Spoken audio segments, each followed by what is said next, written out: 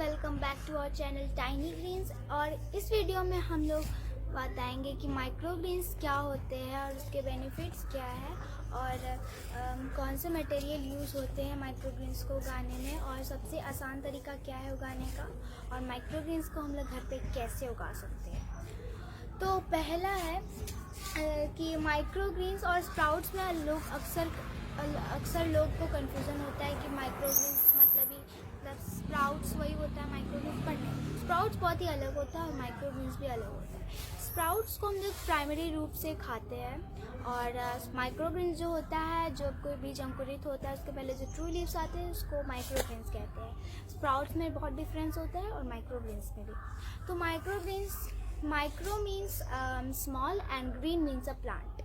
और आप देख सकते हैं हम लोग ने उगाया है, ये है ग्रीन कैबेज, दिस वन। और यहाँ पे हम लोग ने बहुत सारी 4 वेराइटीज़ के माइक्रो ग्रीन्स को उगाया है। ये है अल्फा, ये green cabbage, this is mustard and ये वाइट रेडिश। तो इसको आप घर पर ही कहीं पे भी उगा सकते हो, कहीं पे मतलब कहीं पे, जैसे कि इसको आपको उगाने के लिए ना ही चाहिए आपको ज़्यादा समय और ज़्यादा जगह। इसको आप कहीं पे भी उगा सकते हो, जैसे कि किचन काउंटर पे, डेस्कटॉप सेल्फ में और बालकनी में भी उगा सकते हो। लेकिन बालकनी में तब उगाओगे जब स्टार्टिंग में आपको बालकनी में नहीं उगाना होगा। बालकनी में उगाने में मतलब बालकनी में आपको उगाने है 2-3 दिन बाद। फर्स्ट में तो हम लोग को माइक्रो ग्रीन्स उगाने के लिए, तो इसको मैं आपको बाद में बताऊंगी। तो चलिए जानते हैं इसके बेनिफिट्स। तो इस माइक्रो ग्रीन्स जो होता है वो रिच होता है एंटीऑक्सीडेंट और विटामिन्स और मिनरल्स। और इसको माइक्रो ग्रीन्स जो होता है सिर्फ इसी के लिए नहीं, और ये आपका बाल झड़ना रोक सकते हैं और स्किन के लिए भी बहुत अच्छा होता है। तो और ये किसी की जान भी बचाने में हेल्प करता है, जैसे कि कैंसर, डायबिटीज़, हार्ट जैसे डिजीज़ को प्रिवेंट करने में हेल्प करता है माइक्रो ग्रीन्स। और इसको आप लोग अपने डाइट में शुरू कर लीजिए। थोड़ा थोड़ा नहीं खाना है, इसको थोड़ा भरपूर मात्रा में खाना है।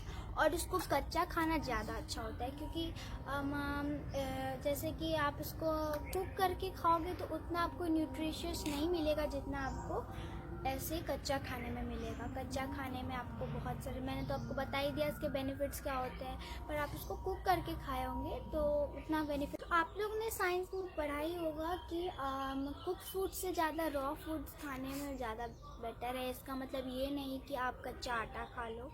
मतलब जैसे में वेजिटेबल जिसको हम कच्चा खाते हैं, जैसे हो गया रेडिश को हम लोग खाते हैं सैलेड में, और कैरेट, ये सब को, और अनियन भी हम लोग रॉ खाते हैं और सब्जी में भी इस्तेमाल करते हैं, और टोमेटोज। इनको जब रॉ खाओगे तो आपको ज़्यादा हाईली न्यूट्रिशियस मिलेगा, पर इसको जब आप कुक कर लेते हो, उसका सब्जी बना लेते हो और बहुत सारा रेसिपी होता है, मतलब उसका खाना बनता है, सब्जी बनता है और प्याज का पराठा, ये सब मतलब ऐसे प्रकार के चीज़ बनते हैं। तो उसमें जब यूज़ होता है तो उसमें न्यूट्रिशियस तो रहेगा, लेकिन जितना कच्चा खाने में रहेगा उतना आपको कुक में नहीं मिलेगा, उतना न्यूट्रिशियस। तो ट्राई कीजिए कि उसको ज़्यादा से ज़्यादा कच्चा खाइए। और मैंने आपको बताया कि माइक्रो ग्रीन्स को अभी से ही अपने डाइट में रख लीजिए, क्योंकि ये बहुत ही ज़्यादा न्यूट्रिशियस है और इसमें पॉलीफिनॉल की मात्रा बहुत ही ज़्यादा होती है। तो इसको छोटा छोटा मात्रा में नहीं खाना है, स्वाद में नहीं खाना है। इसका भी टेस्ट बहुत ही टेस्टी होता है। तो मैं आपको एक माइक्रो ग्रीन्स का नाम सजेस्ट कर रही हूँ जो आपको खाने में बिल्कुल बेकार नहीं लगेगा, बहुत ही अच्छा लगेगा। मतलब माइक्रो ग्रीन्स तो टेस्ट में बेकार होता नहीं है, पर मतलब आपको जो थोड़ा सा टेस्टियर अपना, मतलब आपको स्वाद में आपको फ़र्क, मतलब आपको थोड़ा टेस्टी चीज़ खाना है, अगर आप चाहते हो कि आपको कुछ टेस्टी खाना है और हेल्दी भी होना चाहिए, तो मैं आपको बताती हूँ। तो पहले हो गया कैरेट वाला माइक्रो ग्रीन्स, जो कि खाने में बहुत ही टेस्टी लगता है, एकदम कैरेट जैसा लगेगा। और ये है हमारे पास है वाइट रेडिश। ये एकदम खाने में मूली जैसा लगता है, आप लोग ने मूली खाया होगा, तो एकदम ये मूली जैसा लगता है, तो इसको आप खा सकते हो।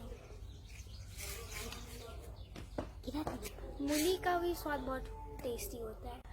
तो इसके कितने वैरायटीज़ होते हैं? तो इसके तो बहुत सारे वैरायटीज़ होते हैं। पहला जैसे कैप्सिकम, रेडिश, कैरेट और की फॉरेस्ट क्रॉप्स और हर्ब्स भी होते हैं, जैसे कि हो गया सनफ्लावर, अल्फा और हम लोग सीरियल्स का भी उगा सकते हैं, जैसे कि बार्ले, ओट्स और वीट का भी उगता है, वीट ग्रास।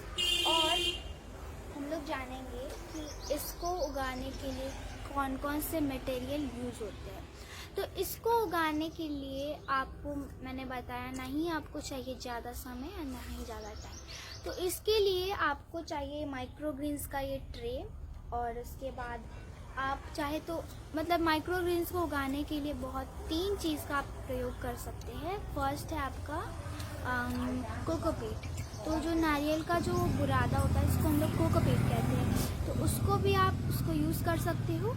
और दूसरा होता है आपका टिश्यू पेपर्स, नैपकिन, उसका भी आप लोग यूज़ कर सकते हो। और थर्ड है राइस हस्क। और हाँ, आप मिट्टी का भी यूज़ कर सकते हैं, सॉइल का। लेकिन सॉइल का आप यूज़ करोगे तो एक चीज़ में आपको मतलब नुकसान होगा कि उसमें अगर आप उगाओगे तो कभी कभी आपको उसमें फंगस भी दिखने को मिलेगा, तो माइक्रोग्रीन्स आपका ख़राब हो जाएगा, फंगस लग जाएगा, तो आप उसको कैसे खा लोगे।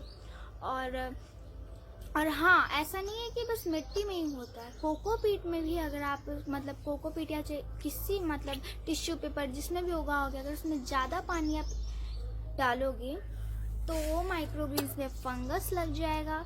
जैसे आप लोग ने देखा होगा, इस तरीके से वाइट टाइप का होता है, वैसा टाइप का फंगस लग